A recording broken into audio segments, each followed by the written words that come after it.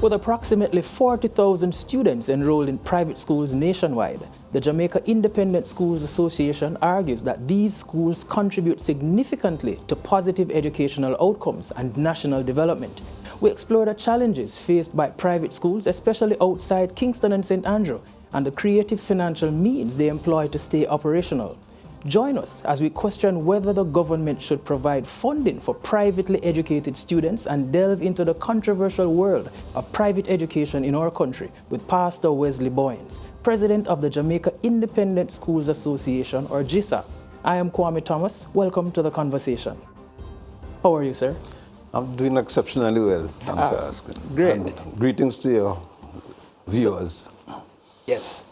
So what we have been hearing for quite some time now, well, especially in most recent times, is the challenges or the difficulties that are being faced by private schools in Jamaica. We hear about teacher migration, student migration, funding, and all those things.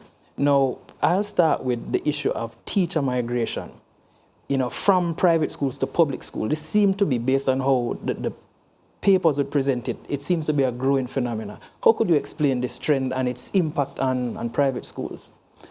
Well, to be honest, it's not a new issue. We have always had to deal with that challenge of teachers coming to spend time in our schools. They get exposed to the standards, they are trained, they are developed, and then they end up going across to the public system because the people in the public system are migrating.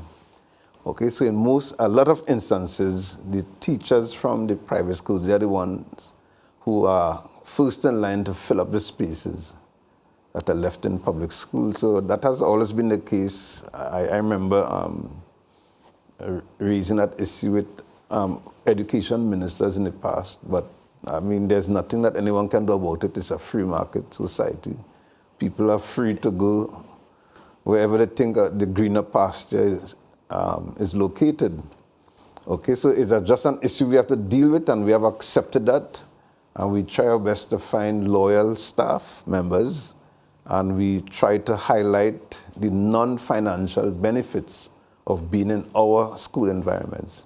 And that is something that I have, we have been emphasizing to our school leaders. We had a forum about a few weeks ago with all of our school leaders here in Jamaica, the private school, and we told them, renew your efforts in highlighting the non-financial benefits for staff members who are attached to your schools, because there are things that are more important than money. Even though money is very important, there are other issues like family issues and the benefits that children have being part of the private schools. A lot of our schools will offer discounted rates to the children of staff members. Okay, and the environment of that school, if they move, okay, what happens to the kids? Okay, so we talk about those things. So you're saying then that this movement of teachers from private to public, it's more than just disparities in salary. We're looking at some other issues that might be underlying there. Well, Jamaica is a sort of migrant society. People are always migrating and moving around.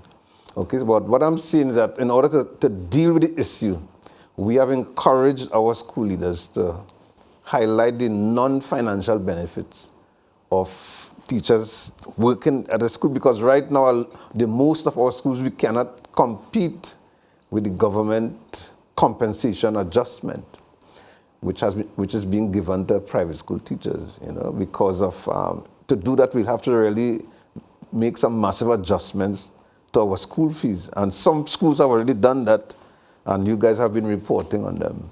So prior to the increase, yes, you were able to compete.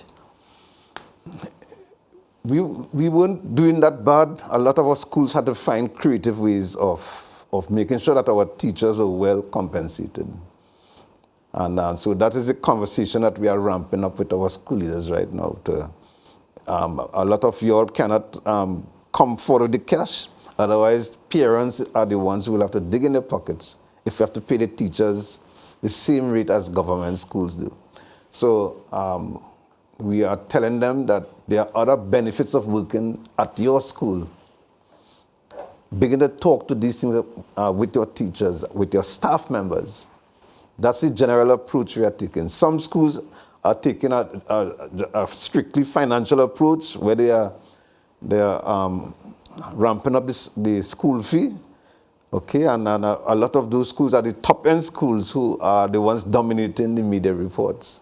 But the majority of our schools cater for normal Jamaican people. And so a lot of them cannot take that approach. Okay, so they have to, we have to sit down with our school leaders and come up with other strategies in order to make sure that we retain our best teachers. Because at the end of the day, we want to keep them. So for context, about how many schools would fall under the purview of the Independent Schools Association? We have about 220 schools who associate with us at a regular basis. Not everyone pay their membership fee on time.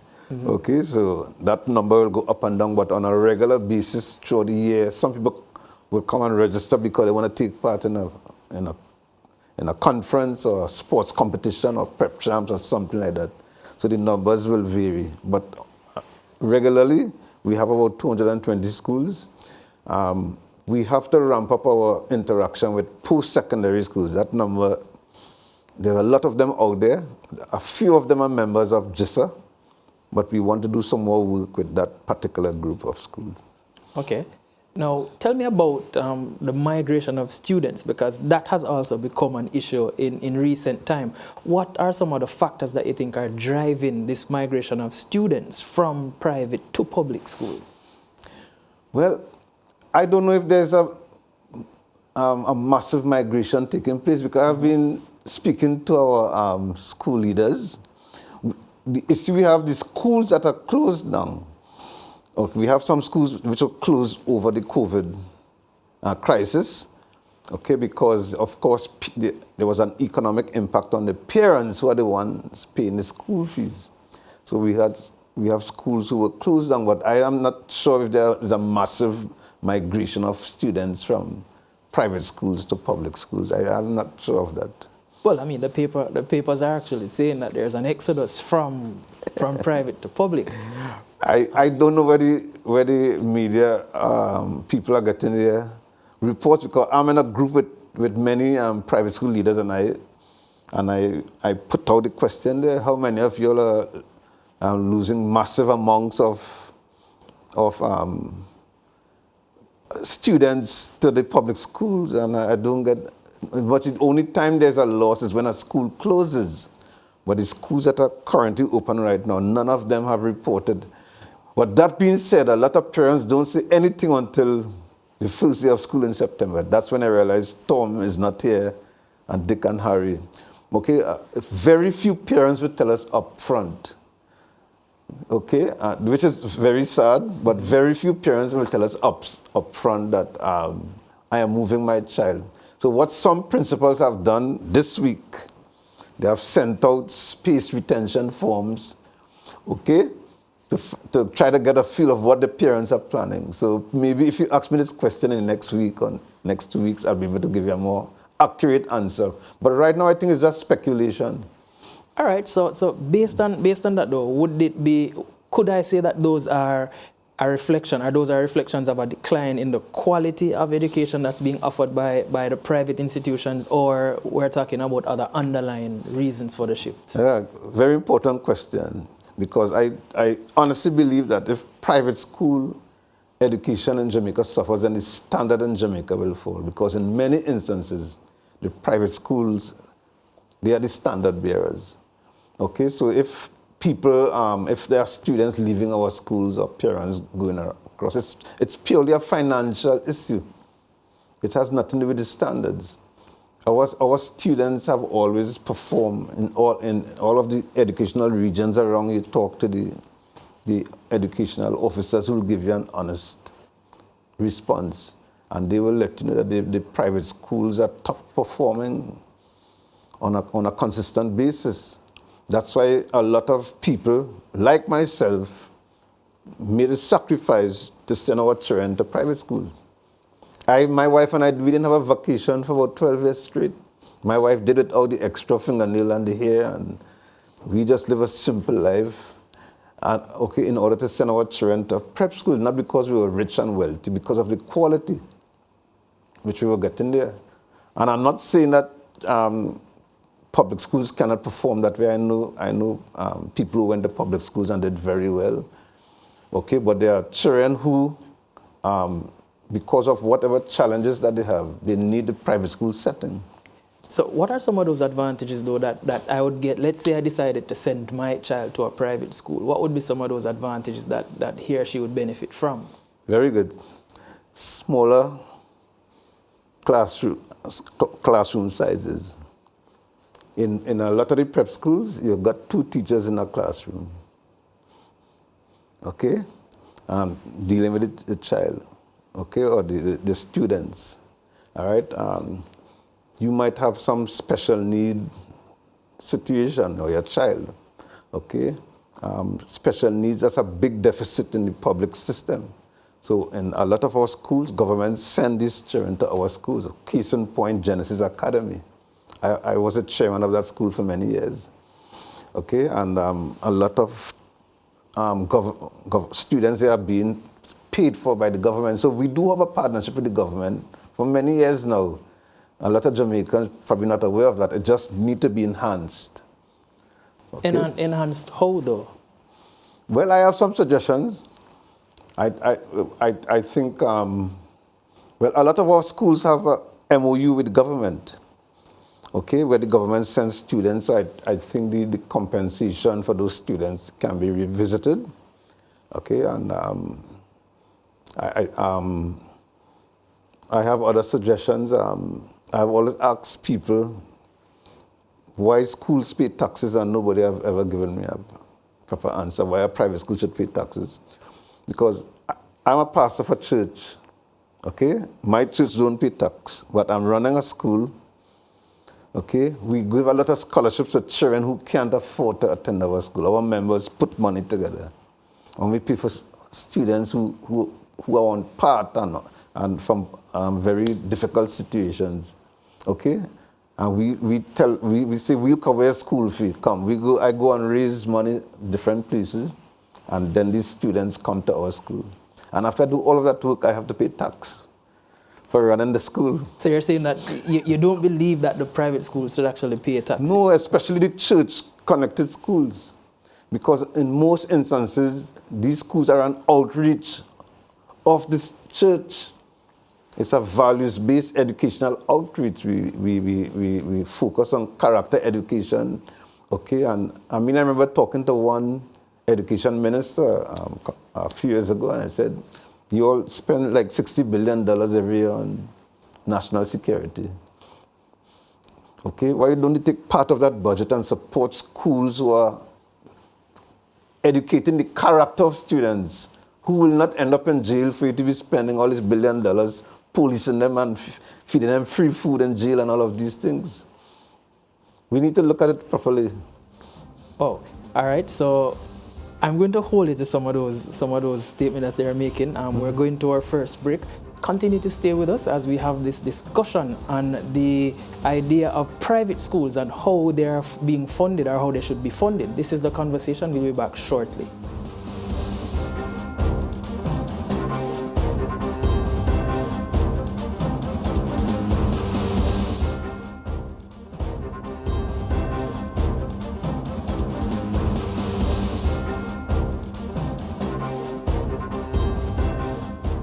Welcome back to The Conversation, where we have a discussion with Pastor Wesley Boynes, President of the Jamaica Independent Schools Association.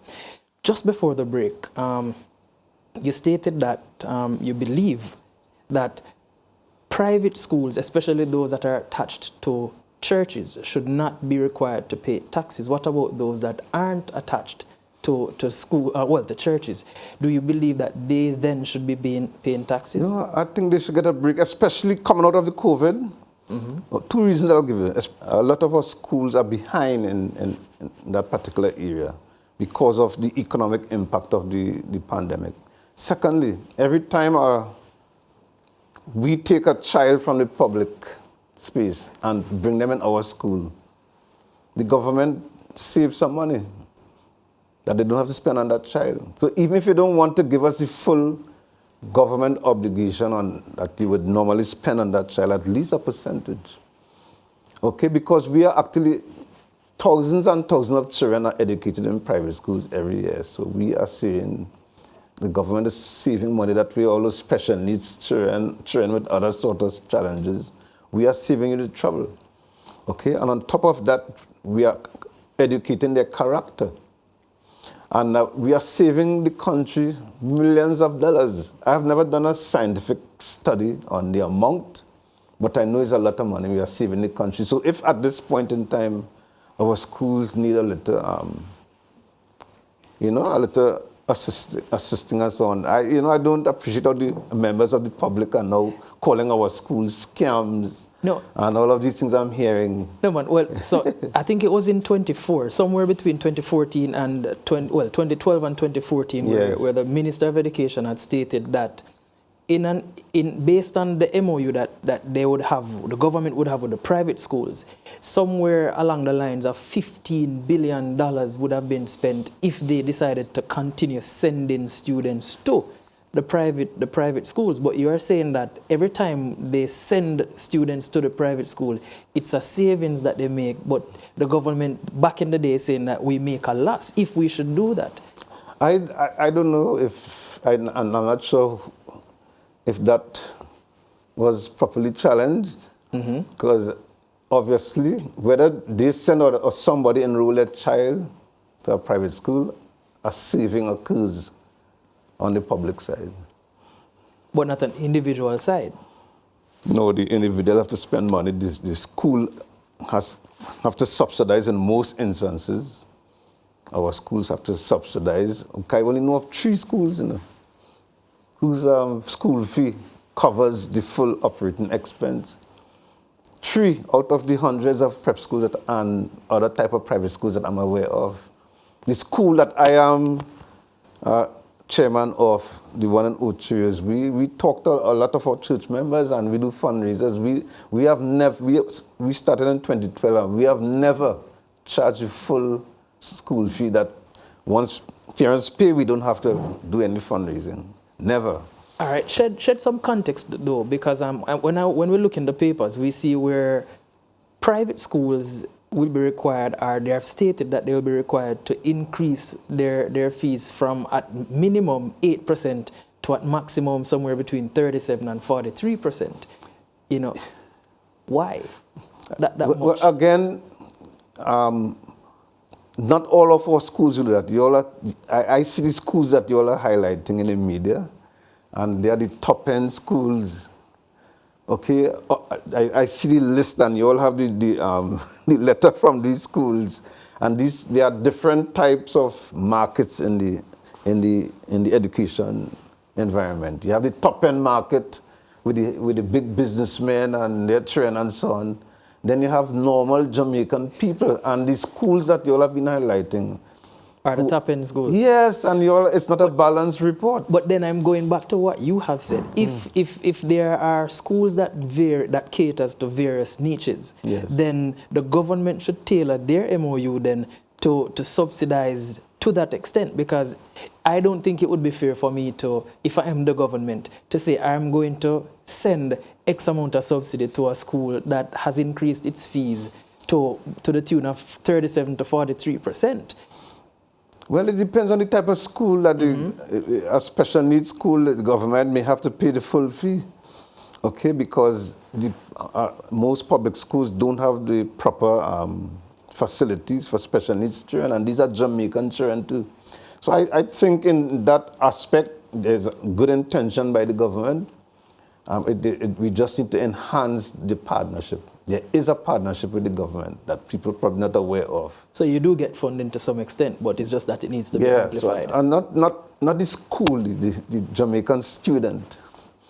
There's a difference between helping a school pay its light bill and the telephone bill and the teacher's salary to the obligation towards a Jamaican child who is a citizen, who has particular needs and so on. And people keep mixing up the two things.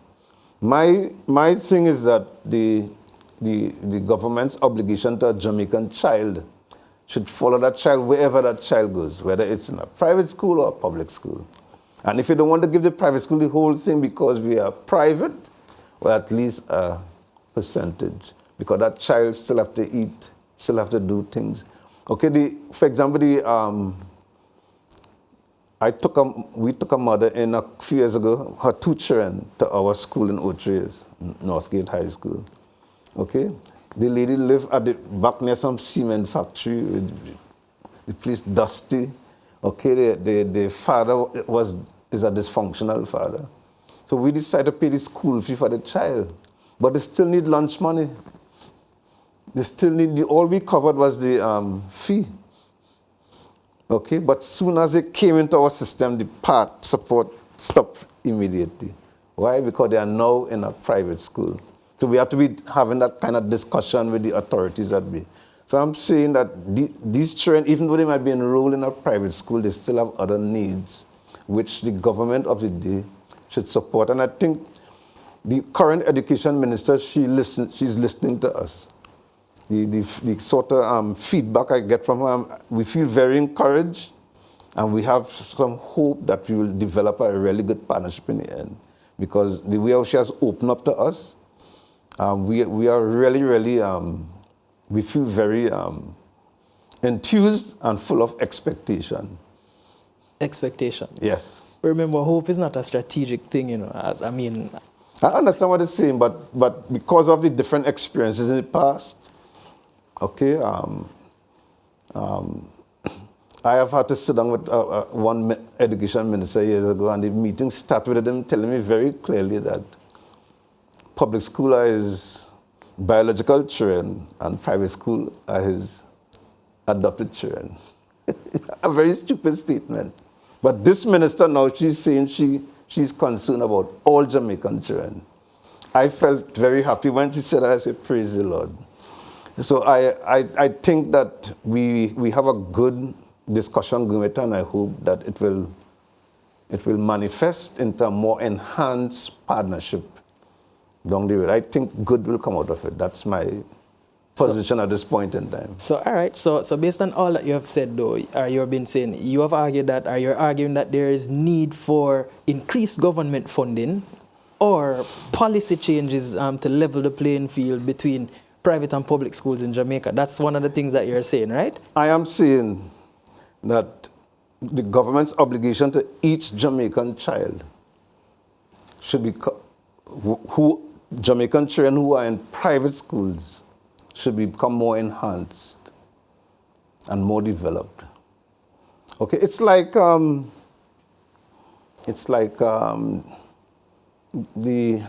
housing trust. Okay, a lot of rich people build houses. I don't know if they applied to the housing trust for any assistance. Okay, but wherever a Jamaican wants to build a house, okay, they can go apply, whether you're building a house up Cherry's Garden or downtown Kingston somewhere, you can go apply and you get an assistance. So the same way I'm saying that a Jamaican mother who believes, listen, this private school is much better for my child because of the situation with my child, his or her personal issues, whether they're medical, they're a slow learner, they can't deal with the crowd. That mother must feel the support of the government, and it must not be adjusted because it's a private school. All right. So I am not asking the government to go pay any school's light bill and build a fence to them. If they want to do that, fine. But that being said, like you go to a place like Grand Cayman, if you run a private school down there and your school do well, your students do well in the exam, the government come and say, well, you did very well this year. Let's help you with a classroom. Incentivize. Yes, here is a lab, here is a bus. So those are some of the things that you're arguing for. Some yes. of the same benefits. And one education minister at one time agreed we're going to take a team to tour the islands to see how these governments interfere with private schools. You can make that suggestion, but it never came to light. Okay, but that sort of competition and public-private thing, it's a unique Jamaican sort of a situation. You don't see that in Bermuda or Bahamas or Grand Cayman. It's just a unique Jamaican situation. All right. So then, are there any plans that your organization has to have to collaborate with the Ministry of Education and other stakeholders in an effort to address any of these perceived gaps, especially in quality, that's being provided by the independent schools? Well, I don't want to there are areas that we have outlined with the minister that we can work together. When we went we didn't go just begging for this and begging for that. We are saying, this is how, I do not believe that Jamaica will ever have a perfect public system or a perfect private school system. I think the two systems must work together. There's a lot that we bring to the table. Okay, so we have outlined areas, and I prefer not to preempt the minister. Okay, when the time has come, she would say whatever she has to say, and then you and I can have a conversation after that. Protocol. Okay, all right, fair enough. So many persons have argued that the migration of students from private to public suggests a decline in the quality of education provided by the private schools. How do you respond to this? Mischief makers to the highest degree. Mischief makers? To the highest degree. Okay, I don't know of any decline. If it's anything, we are getting better in terms of the technology we are using, the methods, the approaches, and so on. Okay, so if I have not seen those reports, probably need to send them to me about the standard declining in private schools. I have not heard of that. This morning is the first time I'm hearing of that. I'll share the things that we... Please do, because that is... We are having a school leaders conference next 2 weeks. Mm-hmm. Okay, our national private school leaders conference. We always do it before school reopens. And what we'll be doing in that conference is upgrading our strategies, how we teach, how we approach, how we run our schools. We are always looking to get better.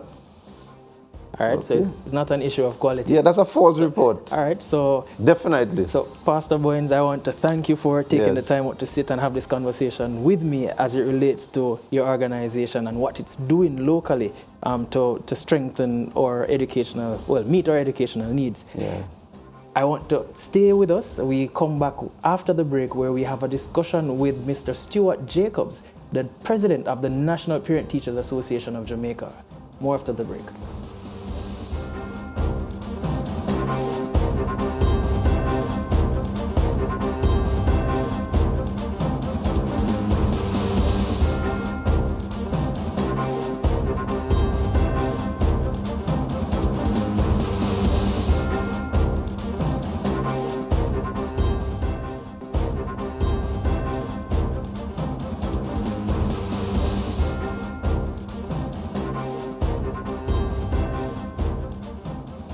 Welcome back to the conversation where we speak with Mr. Stuart Jacobs, president of the National Parent Teachers Association of Jamaica. Welcome to the conversation. How are you? Thank you. So, I'm here. I'm good. I was just speaking with the president of the Jamaica Independent Schools Association, and I asked the question about migration of students. And now I want to ask you, what do you believe are some of the primary factors behind the increasing number of students who are migrating from private institutions to public schools? The primary factor is the cost, financial cost. Financial cost is showing an average of 41% increase of school fees. 41%. But the tabloid says something to the effect between 8 and 37%. You're saying it's 41, it's higher. Yeah, it's very high. And this I think some of us, some parents, expected it. Why? When COVID came to being, let's call it that, a lot of schools did not, most schools, I think all schools did not increase their school fee at the time. In fact, some schools reduced the school fees going into the private schools. Those 2 years have created a deficit, far-reaching deficit on primary schools, on private schools, preparatory schools. Now, the other impact here is that the government has now increased primary teachers' salary in order for the private schools teachers to become commensurate with the private schools' salary. Then there is going to be that strain of demand of private school teachers asking for an increase also to at least be On par. in sync with their counterparts in the public sector. So then you are saying that this has nothing to do with, this migration has nothing to do with any shortcomings of the private education system. It's literally just a financial issue. No, I mean the private education system as its challenges, but I wouldn't call it a shortfall. Why? Let's look at what the public education system has been doing. Out of the public education system, we have had Rhodes Scholars and we have had very good grades coming out of the exams, the regional exams, international exams. Primary schools have been doing fairly well. However, one could argue that the preparatory schools do better, because when you look at the 13 top secondary schools in Jamaica, a greater percentile of those matriculating to those 13 schools are from prep schools. The greater percentage are from prep schools. But it doesn't say that, let's not put a crisis tag on public education, on primary education. Let's not put a crisis on it, because despite the challenges, we have been producing very good secondary, primary to secondary school children. So I wouldn't look at that at all. All right. So for your organization and for parents who choose to allow their children to remain in the private system, what kind of collaboration you can have with the schools and the parents to address the concerns or to help to create any kind of environment for them so it's okay to stay here and these are the support systems that are in place? The word choice here is kind of let's not use it too much, because I think if most parents had a choice, they would send their children to preparatory schools. They would. And not the other way around. And not the other way, certainly not the other way around. So it might be contradicting something that I said earlier, but prep schools offer a certain level of additional comfort. What are these additional comforts? Smaller classrooms, more concentrated student-teacher contact. The learning contact is more defined. You have 2 teachers for 1 class of just an average of 23 in each class. The same space, the same classroom space, but it's more spacious for students to sit and breathe and so on. And plus there are the additional amenities that prep school offers. Not the traditional 3 sports, cricket, football, and track and field, but you get other amenities in a prep school setting. And so it comes out into the results that you get when prep exams are done or exit exams to secondary schools are shown. I would not say that the primary school, the primary school children, parents would feel regretting it, that they didn't send their children to prep school, because it's affordable. Affordability is it. Who can afford $100 and something thousand per term? And that's every 3. They're talking about close to more than $500,000 per year, and that doesn't include lunch and uniform and books and other. That's just tuition. Just tuition. When I'm still a taxpayer, that preparatory parent is still a taxpayer, paying taxes every single pay period, but their child is not getting that benefit of primary education. They have to be paying for it. No, well, the thing is though, because I was saying that earlier, the idea is that, so the government asks you to pay into this pool, and the government has stated that this money is responsible for this thing. But you have decided to not be a part of this that the government is offering. You have decided to carry your child somewhere else. So are you saying then that the government should also redirect some funding towards the private schools as well? Certainly. They ought to, and this is done in other jurisdictions other than ours, where although as a parent based on free will, you decide that you want to send your child to a prep school, private school. Education is a product, you know. Look at it as a product. Education is a product going back into society. And the private schools are and entrepreneurs. The private school, Those are entrepreneurs. The private school is given, remember, it's the same curriculum, you know? Mm-hmm. Same curriculum, same teachers. I mean, they're trained at the same institutions. But you might choose to take your child to a prep school because it's less crowded. You want that concentration. The security is greater.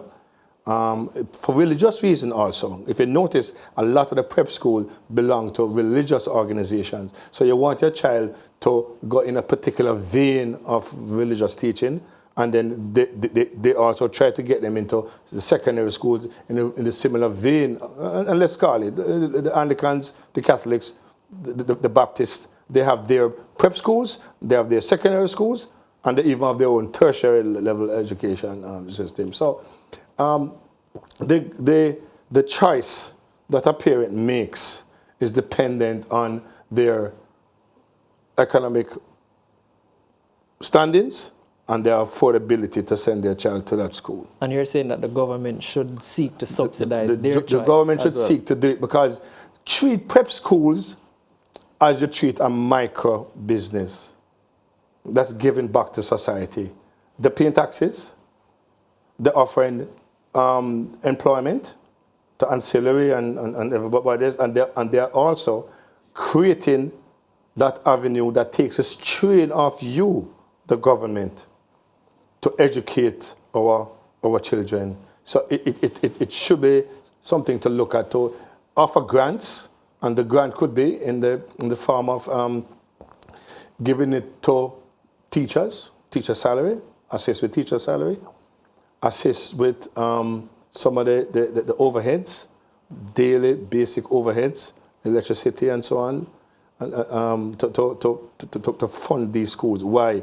Because they are giving to you the product that you will benefit from as a government, as a society. All right. So earlier you made a statement about bringing up the teacher's salary to be commensurate with what's being offered in the public sphere, and we realize that there's a migration of teachers from private to public, and that's concerning, no doubt. But what other factors you think might have contributed to this phenomena, and how does it affect the quality now of education in the private schools? It will affect, let me answer that part first, it will affect the quality, because the teachers in the private schools have always been very, very comfortable. And this comfort would have come from the fact that they would compare themselves with their counterparts in the public schools. And then there is the luring of our teachers to go overseas. And those who are lowering them are even going as into graduation now from teachers' colleges. That's where they're going. They're not waiting for them to be experienced anymore. They're taking them at the same time. The main reason here is, why is it that our teachers would want to leave? Economics. Straight up economics. Just money. Money, and to sit in an air-conditioned classroom, to drive on a campus where you feel safer, to be in a work environment that has more comfort to it, and then as a teachers are lowered away, and then there is the crave to travel, to possibly get documents for another country, a first world country, that can better yourself and your family. So the sacrifice of yesteryear of a teacher wanting to build, to stay and build is no longer there, unfortunately. Unfortunately, it's not there to the great majority. And that's literally because of financial reasons. Finance. So We get that the minister the other day stated that there has been a reduction in the amount of teachers that are leaving, but still there are teachers who are leaving to the extent that we can go as far as to say that we face relatively significant shortage of teachers, especially in the rural areas. Now, are there any steps that you think the PTA, the JISA, or the government can take to address this kind of an issue to ensure that all students have access to this quality education? I would assume that the Ministry of Education and their machinery would have done some critical analysis as to what's causing the lowering and the gaps. And I think one way is to look cleanly at the compensation package that you're giving to teachers, both private and public. I think there could be an extension of what it is that you're currently giving them to bond them over also with attractive packages. I think also the retirement age for teachers should be looked at. I mean, why would you have a strong 60-year-old who has all 40 years of teaching experience is being ushered out of the teaching system? One of the things that keep people in a job, is job security.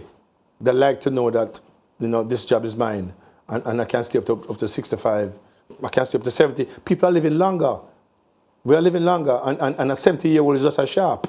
And perhaps, just perhaps, with that 70-year-old in that classroom teaching a 13-year-old, with what is happening in society, the dissecting of the family. School is where a lot of us learned, got a lot of parental substance from. Why do we usher teachers out at 60? And we don't have this big pool to pull from anymore. So that should be redefined and reviewed. So help me to paraphrase what you have been saying then. So increase the remuneration package, increase also the age for retirement so that you can have more older folks and younger folks in the profession at the same time. Yes. And that will allow for greater exchanges. Greater exchanges and the gap. Because what is happening now, retired teachers are being called back. So that gives power to your point. Yes, they've been called back. They've been asked to return to the classroom, and kudos to the minister for considering that and actually doing it. But greater kudos would be handed down if it is reviewed and create that wider spacing. Create the classroom setting where teachers are less stressed with 44 kids in a classroom. Expand the physical structure of schools and not a cost. I'm going to hear the budgetary reasons. But a lot of school premises have this capacity to expand. Look at 40%, start at 40%, increase spacing so you can have less stress on teachers to be teaching 44 students in a classroom on a daily basis. It's strenuous. All right, we'll come back. So we have more on the conversation after this break where we're looking at the idea of increasing the teacher pool and to ensuring that the environment is better suited for them. More after the break. This is The Conversation.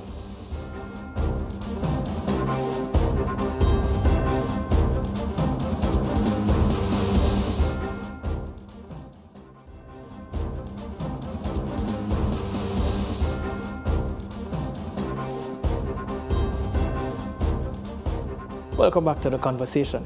Just before we go on, one of the things that you started talking about is increasing the amount of teachers in the classroom and reducing the amount of students in the classroom, increasing the space, the plant size and all of those things.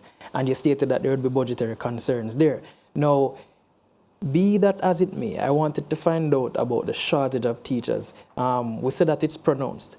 Do you think that it's more pronounced in private or in public spaces? And what strategies can we implement? A year ago, I would have told you that it is only in the public schools the shortage or the migration is at, but no longer. It is also now reaching the private schools. Because of the same reason, they're all going to the same opportunity is there to lure them away. What can be done to keep them? We have said it. Offer them a better package and keep them happier. It's a noble profession, so treat it nobly. Wow. All right. So we're just looking at the fact that teachers are leaving primarily because of money. Now, do you think that there are any measures that the PTA can help to create that or to promulgate that's more conducive to an environment that will encourage teachers to remain in Jamaica? We know some organizations, some schools might have government-funded and Bursa-funded. You think that the PTA could help in those areas where it definitely could? An effective PTA is supposed to add to the financial standings of their schools by putting on fundraisers. The fundraisers could be two fundraisers for the year, one for infrastructure and the other that goes towards a salary pool, that goes into a salary pool, and teachers who perform a particular way, performance, you incentivize them. And that could be one of the ways that PTAs can alleviate that. Another way that PTAs can do it is by physically assisting the teacher. Especially you have some grandparents or parents who are retired, or they are very flexible with their timing. They could go into the classroom with permission, of course, from the school's administration and help the teaching process. With the 44, you could ask the teacher to give you the curriculum. I want to teach this, or they have some class, some work doing. Could you monitor them just to be there? So that leaves the teacher to monitor half of the class, and a parent is monitoring the other half of the class. Another way is to keep encouraging your teachers as a PTA. Let them be a part of the everyday atmosphere building of the school, and don't isolate the teachers. Don't be against the teachers. Don't be against the administration. Treat them with respect as they ought to be treated with respect. Encourage them, because they are that extended parent of yourself as a PTA, as a parent. All right. So we know that during the COVID years, we have experienced a whole heap of learning losses. There have been gaps among students. Now, this pandemic has caused all of these things. How does the PTA rather plan to address some of these challenges to minimize the long-term impact on student education? Some persons might argue that that's not the PTA's role, but you're actively involved in school. The PTA ought to be a part of that. Why? For many reasons. The PTA, by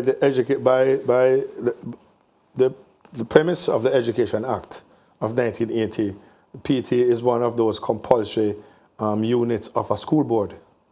Whether it be trust, church, or government school, the PTA has a seat. So in other words, a school board is not constituted unless a PTA person is there. It has to be there. And so the fact that you are part of, you're an extension of the school's administration, and in a quasi way, you're also an extension of the school board.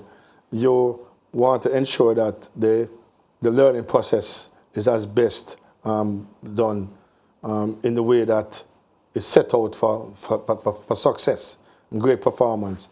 The COVID has been a scourge on our teaching, our learning, the landscape of our education system. I think what should happen is an extended school day to catch up, an extended school day. Why not look at Saturday as a full school day? Why not look at the analysis again of the subject areas that you saw out of PEP, the failures, CSEC score, when it comes out, the failures, look at those subject areas and give more time to those subject the areas. Why do we finish our school day at 2 o'clock? Yeah, I was about to ask that, because wouldn't it be better to increase the time that you spend during the week as opposed to taking a whole day away from you? No. What do kids do on a Saturday? Extra lessons. Extra lessons. Why not make it into a 6-day school? I mean, PEP kept us out of classroom for 2 years. Yeah? Why not make up the 2 years by, at least for the next 2 years, extending the school week to 6 days? Monday, Tuesday, Wednesday, Thursday, Friday, Saturday. Or extending the school day by 2 hours. Extend the school day by 2 hours. So you start at 8 o'clock and you go all the way up to 4 o'clock. Why not? What are kids doing between 2 o'clock and 7 o'clock in the evenings? Commuting. A lot of them is commuting. But that seemed to be creating a whole heap other, well, it might cause a lot more problems than it would seek to solve, because the issue of commute is still going to be there. No, because this is where government solution base comes in to provide public transport for kids only, to take them to and from. If you should measure the time that a child spends in the transport centers throughout the island to move from point A to point B, it's an average of about 3 hours, Close up in a taxi that is so dangerous.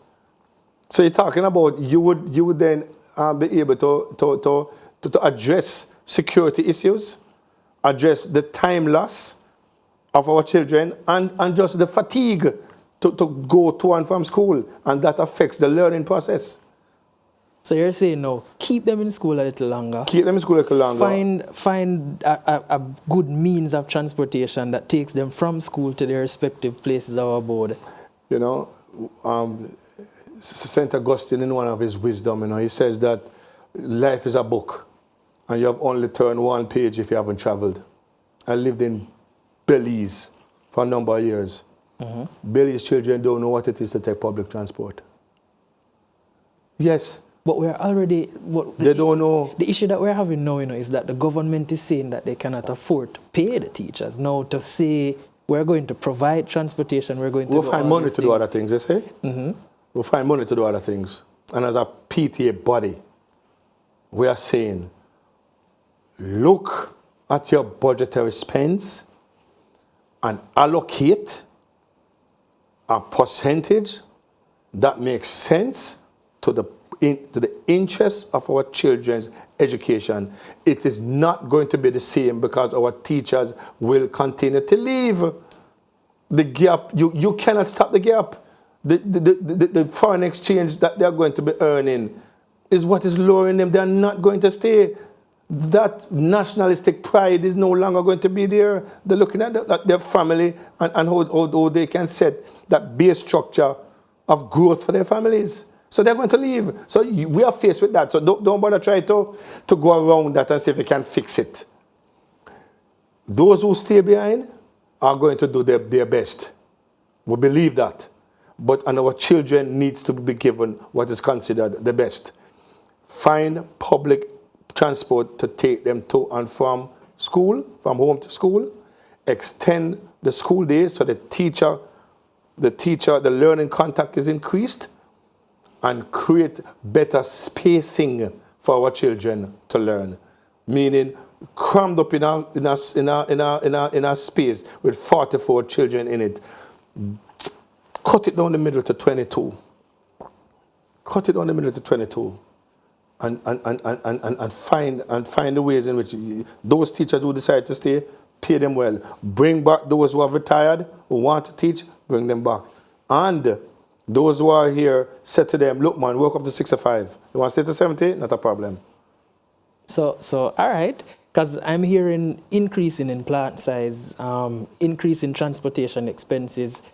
Find the money. Wouldn't it be better to just, instead of saying you cut the class size down the middle, you get an extra teacher and put in the classroom? No, that wouldn't be because the cramp Class That's space an is issue. very distracting, very distracting.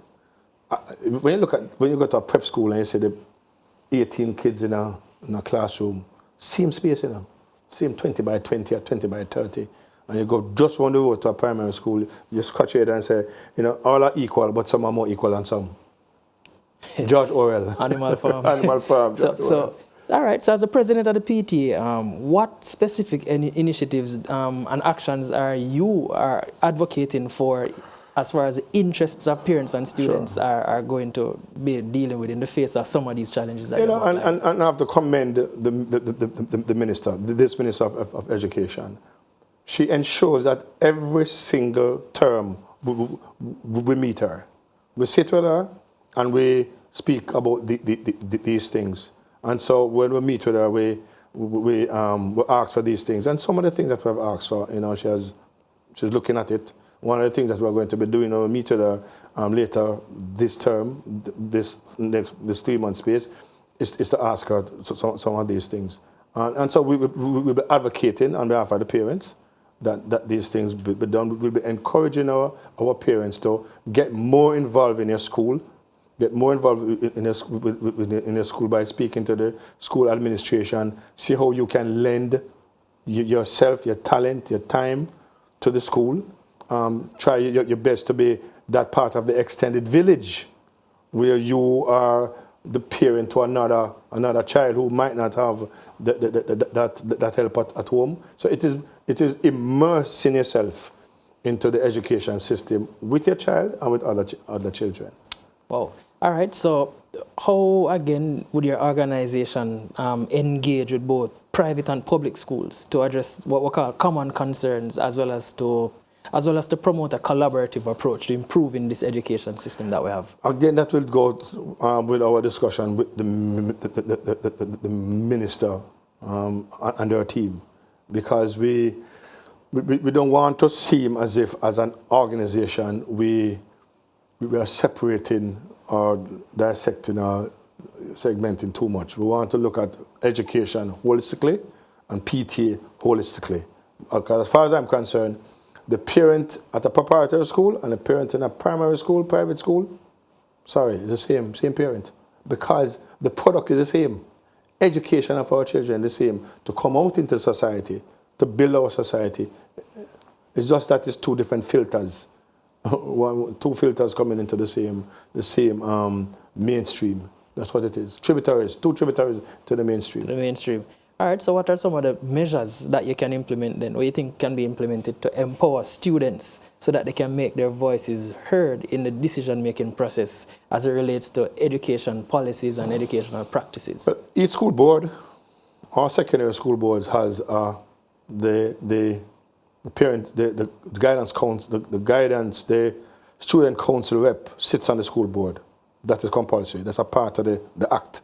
It is very much there in the regulations. So any school board that doesn't have the student council representative sitting on it needs to fix that. So through that organization, through the student council rep sitting on school boards, they could get all that information, the challenges that the cohort is having, take it to your school board meeting. When you have any other business or you ask for it to be added to your agenda, and you make a presentation and make sure that it's carried through. All right. So let me just say a big thanks for having taken the time out to have this kind of a discussion. We hope that the minister would have been able to hear much of the points that you have put across. I hope she does. Thank you very much, Mr. Stuart Jacobs. Yes. There you have it. This is the conversation. We have looked at a number of issues surrounding our educational system in Jamaica. And the hope is that some of the suggestions here can be put into practice. I am Kwame Thomas, and this has been The Conversation.